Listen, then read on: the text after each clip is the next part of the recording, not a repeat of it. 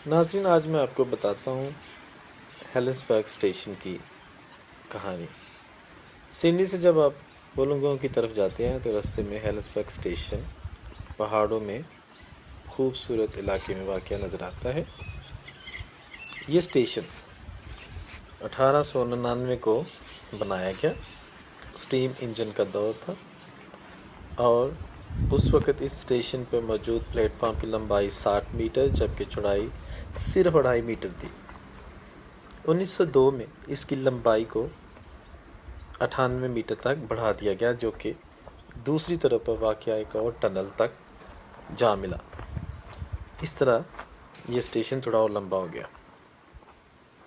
1914 में स्टेशन को इसलिए बंद करने का फ़ैसला किया गया कि अब डबल लाइन बनाने का मंसूबा था, लेकिन मौजूदा जगह, ये जो पुरानी जगह है, यहाँ पे डबल लाइन बननी मुश्किल थी। तो इसके साथ ही 2 मिनट की मुसाफत पर नई जगह पर स्टेशन बना दिया गया और इस पुराने स्टेशन को उसी हालत, ओरिजिनल हालत में उसी जगह पे छोड़ दिया गया, जो कि आज भी मौजूद और ऑस्ट्रेलिया के पुराने रेलवे निज़ाम की भरपूर तरीके से अक्कासी करता है। उम्मीद है आपको ये वीडियो ज़रूर पसंद आई होगी। औरंगज़ेब बेग, हेलिसबर्ग, सिडनी, ऑस्ट्रेलिया।